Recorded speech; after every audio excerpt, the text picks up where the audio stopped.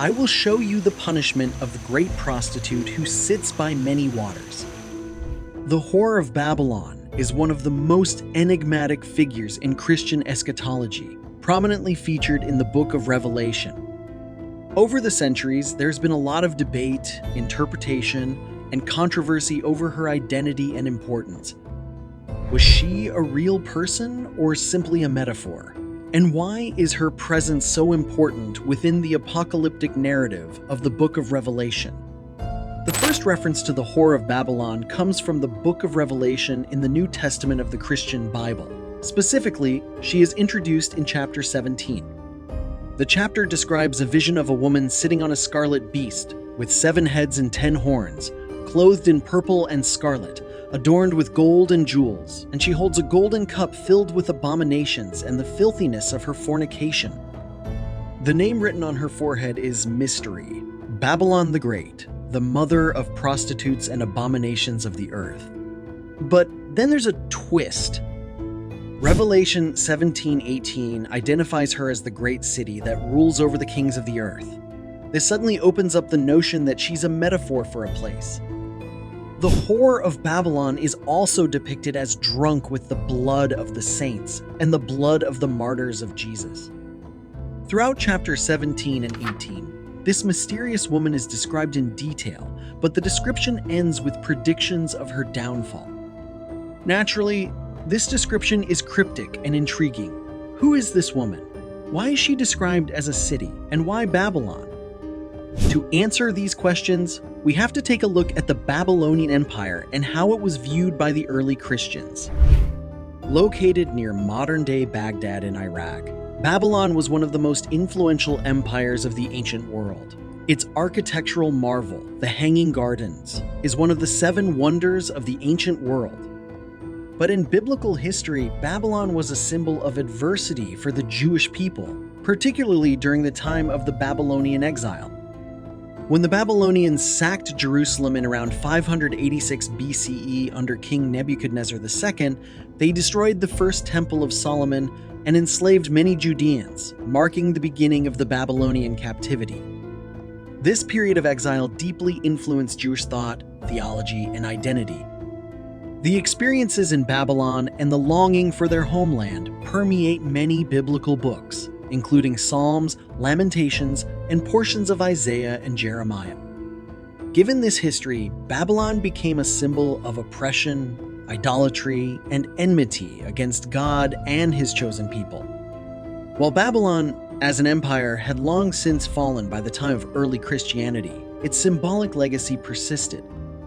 For many Jews and early Christians, the memory of the Babylonian captivity remained a poignant reminder of faith tested in the midst of adversity.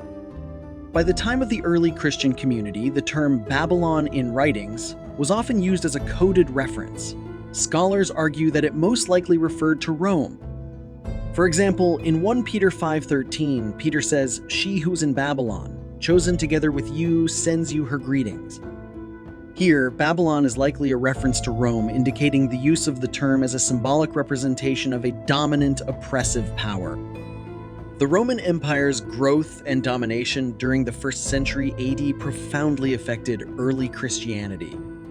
When the book of Revelation was written, Christians were experiencing persecution under certain Roman emperors, especially during the reigns of emperors like Nero and Domitian.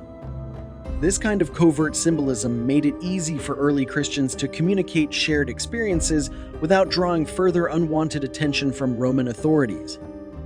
This wasn't uncommon at the time, and if you look closely, you'll find many other such instances. For example, the devil's number 666 is believed to be a veiled reference to Emperor Nero, according to Gematria. There are several reasons that support the theory that the whore of Babylon refers to Rome. These come from the description of the whore. For example, Rome was famously known as the city on 7 hills. The 7 heads of the beast upon which the whore sits might allude to these hills. What's more, early Christian persecution was often at the hands of Roman officials. The depiction of the whore being drunk with the blood of the saints and the blood of the martyrs of Jesus can be seen as a symbolic representation of Rome's violent actions against Christians. The lavish description of the whore also mirrors the opulence and excess of Rome, especially during its peak. While this is the most widely accepted theory, some argue that the whore of Babylon refers to Jerusalem. During the time when the Book of Revelation was written, Jerusalem had already fallen to the Romans in 70 AD. The destruction of the temple and the city might have been seen as a judgment against Jerusalem for its unfaithfulness. There's another important connection between the whore and Jerusalem. In Revelation 18:24, it says of Babylon, "And in her was found the blood of prophets and of saints, and of all who have been slain on earth." This sounds very similar to Jesus' lamentation in Matthew 23:37, where he calls Jerusalem the city that kills the prophets and stones those who are sent to it. This is quite a strong association, and one that many supporters of the Jerusalem theory point to as proof that the whore is indeed Jerusalem. But then there are those who say that the whore refers to the Catholic Church and to the Pope himself. During the Reformation, there was significant conflict between the emerging Protestant movements and the established Roman Catholic Church. Proponents of this theory point out that the whore sits on 7 hills, and the Catholic Church is headquartered in Rome, a city built on 7 hills.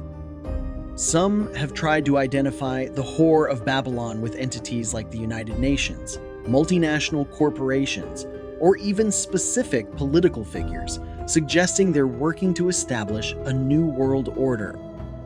Some say it's the United States falling into decadence, while others point out that it's the liberal government.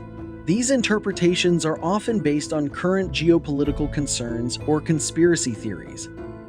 There's no consensus on the meaning of the whore of Babylon as intended by the author of the Book of Revelation, but the most popular theory is that she represents Rome, given Rome's role as a significant persecutor of early Christians and the dominant world power at the time.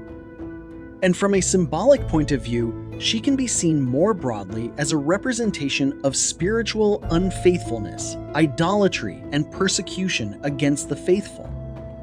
The whore of Babylon, as with many symbols in Revelation, is rich with layers of meaning. Her identity has evolved over time, reflecting changing religious, historical, and cultural contexts.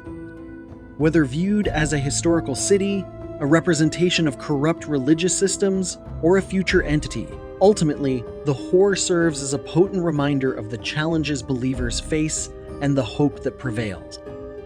If you enjoyed this video, please like it and subscribe to our channel. It helps us beat the mysterious algorithm so we can continue making more content like this. Thanks for watching.